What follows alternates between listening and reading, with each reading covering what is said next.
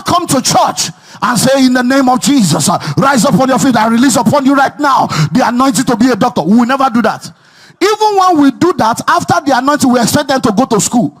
But now when it comes to prosperity, all of you will gather. And one pastor will tell you his anointing to prosper. And he's pouring oil on your head. How do you prosper? Because I don't understand who did it to us. Because see, when Muslims go to mosque, they drop their shoes outside. When Christians go to church, it seems as if they drop their brain outside. And anybody in the name of a pastor with suit and tie can just tell them any nonsense. So now this guy cannot drive. So lift up your hands. Is there anything what God cannot do does not exist? Lift up your hands to heaven. Father, in the name of Jesus, the word of God declares, you are the God of all flesh, and there is nothing impossible for you to do. Lord, what is impossible with man is possible with you. I stand by the anointing of the Holy Ghost, and I release upon you right now the anointing to drive. Go and begin to drive. In the name of Jesus, receive it. And then the guy will shake. And then he will fall. Now, can he drive? But we have prayed for him to drive. Listen and listen well. The super remains super without the natural. The natural remains natural without the super. It's a combination of the super and the natural that produces the supernatural.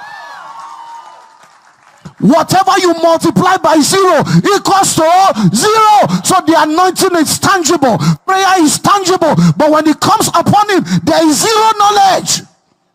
And because knowledge is 0, it nullifies what you have released. So the anointing will be suspended and sustained, waiting for knowledge to catch up.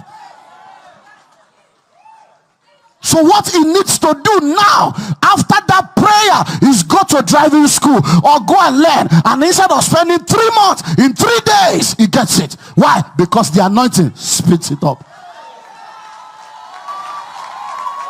Excuses are the trademarks of failures.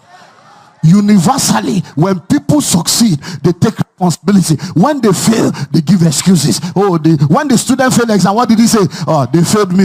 He said, the lecturer failed me. So number one, when he says I've given you power to get well, it means I've given you knowledge and information. All this your prayer. There is nothing wrong in prayer, but listen and listen well. Prayer is not the master key.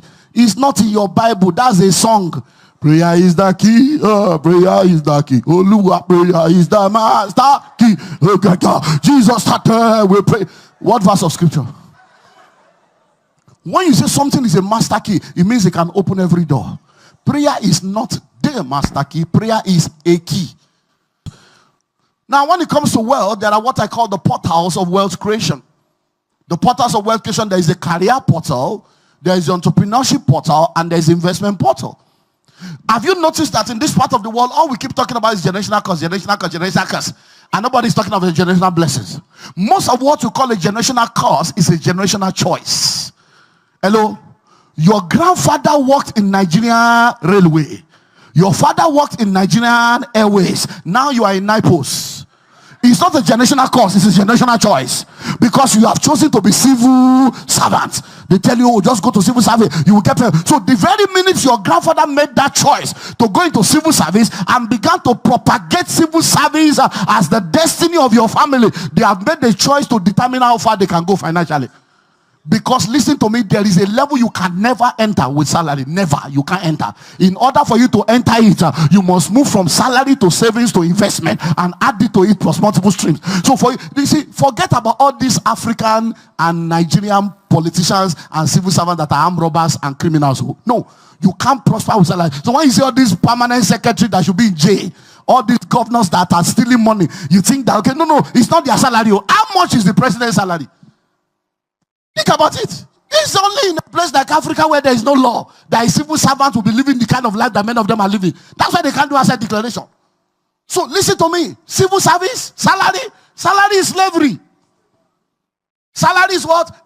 You are a civil servant. They told you just didn't know. Servant is there. You'll be servant. Is civil servant. How do they measure you? They measure you on a salary scale. It's a scale. They measure you. That's it. Look, the word salary is from the root word wage.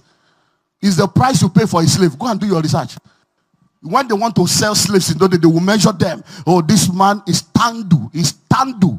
He has impregnated 17 women and given birth to 52 children. It's very viral. When he works from 6 a.m., he can work to 6 p.m. So people will now begin to bid. And they measure him on the scale and they now pay. That's salary. That's why you're on salary scale. Nobody can pay you your true worth. I'm telling you. No, let me give you some prophetic insight. Listen. Anytime you are resuming in an office, you are resuming like this, and you meet somebody there that has been there for 10 years, 12 years, 15 years, they are still struggling, they are still complaining. That is a prophetic picture of your future. Hello? That is what? A prophetic picture of your future. That man that is interviewing you, that supervisor that has been there for 16 years, that's your life in 16 years. I don't know what your problem is. People keep asking me, hey, yeah, pastor, how do you undo 9 companies? I don't undo 9 companies. There are people that have the capacity and the competence to start a business, but they don't have the courage to start one. Me, I have plenty courage. So I borrow them my courage. I start a company. They will use their capacity and competence to run it. I use my courage to start it, and I pay them. All they need is good money. Hello? What will it cost me? I just give you 400,000 per month. I put some benefits. I buy you 3.5 million Tokumbo car. You begin to manage that one. I put holiday for you and your family. Once in a year, I cap it at 2 million. Everything put together, it doesn't cost me 10 million. And I give you a target of 500 million. What are you talking about? Maybe you want me to see you. I put you as MD. You need title without entitlement. I don't need the title. I just need to own it. Many of you, the company you are working for, when that company started, there were 3 of you. Now there are 82 staff, and you are still there. The man that started the company, your CEO, was not as old as you when they started.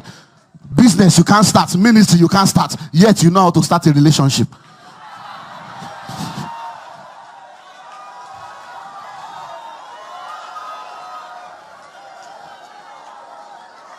Number 3. You know, yesterday was introduction. First of all, introduction. Number 3. When God said, I've given you the power to get wealth, it means I've given you opportunities. It means I've given you what? Opportunity. The race, Ecclesiastes chapter 9, verse 10 and 11. Ecclesiastes 9, 10 and 11. The race is not for the swift, battle to the strong, riches for the wise, bread for men of understanding. But time and chance happens to them all. Another translation says it's all about being in the right place at the right time. Another translation says it's all about seizing opportunities. That's the title of the meeting. Hello? But let me tell you something. Listen. He said, time and chance happens to who? Now, the question is, no, that's the problem. It's not everybody. Oh my God, let's go there. Time and chance doesn't happen to everybody. So let's break it down. He says the race is not for the swift. So start noting the adjective he uses. The race is not to the swift. Battle to the strong, that's strong. Riches for men of understanding, then bread for the wise. Time and chance happens to them all. Them that have. So the race is not to the swift. So if you are not swift, you are even finished. You are not in that equation. If you are slow and sluggish, you know we can motivate you and preach to you, because there is a supernatural and sovereign dimension that is above principles. So we can use that to motivate you and begin to declare in the name of Jesus. I don't care what your disadvantage is. If the snail and the tortoise made it to the ark of Noah, you will make it. Whether you have a certificate or not, the favor of God can rest upon you. Grace and favor qualifies the unqualified. Yes, it's true. But how many percentage? The race is not to the swift, neither battle to be strong, so you can't be weak. It's like Lagos Molue, Lagos City. You see, when you want to enter Molue and you are at the bus stop with other people, it's the battle of the fittest. It's battle of Muzanga. So as the bus is going, before it stops, you are running with it so that you are gone. You don't enter. If now one leg enter, the body will follow. The race is not to the swift, battle to the strong. Bread for the wise. So you can't be foolish. Riches for men of understanding. You can't lack understanding. He says, so when you have those qualities, then time and chance happens to them all. Not the whole creation. The people that are wise, swift, have understanding. Do you understand? So that's why many of you are struggling, because you think it's for everybody. It's not for everybody. It's not. It's for those people that have taken time to be swift, that have taken time to be wise, that have taken time to have understanding.